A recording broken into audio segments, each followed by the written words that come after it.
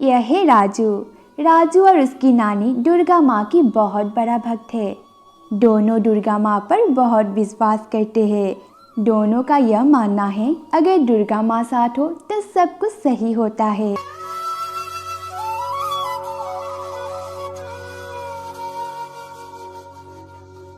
राजू इस घर पर अपनी नानी के साथ रहता है। आज से 2 साल पहले कोरोना के चलते राजू के माता पिता दोनों की मौत हो गई थी। तब से राजू अपनी नानी के साथ ही रह रहा है। राजू की नानी दूसरों के घर काम करके राजू को पाल रही है। उन पैसों से वो राजू को स्कूल नहीं भेज सकती, इसीलिए बेचारा राजू को 8वीं क्लास तक पढ़कर स्कूल छोड़ना पड़ा। लेकिन उसका बहुत मन था अपनी पढ़ाई पूरी करना, लेकिन उसे स्कूल छोड़ना पड़ा। इसीलिए राजू की नानी जब काम पर चली जाती है तो राजू हमेशा अपने स्कूल के पास जाता है और दूर से ही स्कूल को देखता रहता है। फिर अचानक उसने एक दिन देखा उसके स्कूल के पास ही एक काका पकोड़े बनाकर बेच रहा है। देखते ही देखते उनकी दुकान पर बहुत सारे लोग आ गए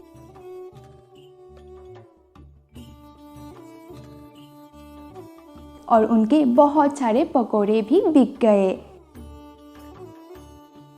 और देखते ही देखते उनके पैसे रखने का डिब्बा तो भर गया। राजू दूर से सब कुछ देख रहा था और वो सोचने लगा कि क्यों ना वो भी पकोड़े बेचकर कुछ पैसा जमा करे और उस पैसों से वो अपनी पढ़ाई पूरी करे।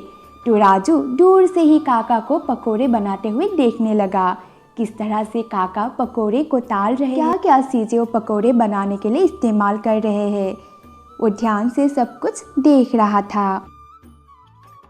फिर घर जाकर वो अपनी नानी से कहने लगा, नानी क्या तुम मुझे कुछ पैसे दे सकते हो? मुझे बाजार से कुछ सामान लाना है। फिर राजू अपनी नानी को सब कुछ बताने लगा कि आज उसने क्या देखा और वो पकोड़े बेचकर कुछ पैसा जमा करना चाहता है। राजू बेटा, इतनी कम उम्र में तुझे काम करने की कोई ज़रूरत नहीं है, लेकिन फिर भी अगर तू अपने मन से कुछ करना चाहता है और उन पैसों से अपना पढ़ाई पूरी करना चाहता है तो मैं तुझे मना नहीं करूँगी। लेकिन बेटा, जो भी काम करना हमेशा अच्छाई और सच्चाई के रास्ते पे चल कर करना और दुर्गा माँ पे विश्वास रख कर करना।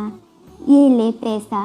फिर अपने नानी से पैसे लेकर राजू बाजार से जाकर वो सारा सामान खरीद कर लाया और फिर रात को राजू पकोड़े तलने लगे और वो अपनी बनाई हुई पकोड़े पहले अपनी नानी को सिखाई। नानी को तो पकोड़े बहुत पसंद आए। फिर कुछ दिन बाद राजू ने अपनी मेहनत से एक ठेला बनाया और वो पकोड़े बेचने के लिए निकल पड़ा और उसने जाकर उस काका के पास ही अपना ठेला लगाया और राजू को वहाँ देखकर उस काका को मन ही मन बहुत गुस्सा आया। और फिर कुछ देर बाद जब कुछ समय के लिए राजू अपने ठेले पर नहीं थे तो उन्होंने आकर राजू के बनाए हुए सारे पकोड़े और पकोड़े बनाने का सामान डस्टबिन में फेंक दिया। फिर कुछ देर बाद राजू आकर देखता है कि उसका सारा सामान और पकोड़े डस्टबिन में पड़ा हुआ है। ये देखकर राजू को बहुत दुख हुआ। अब उसके पास पकोड़े भी नहीं थे और पकोड़े बनाने के लिए सामान भी नहीं थे।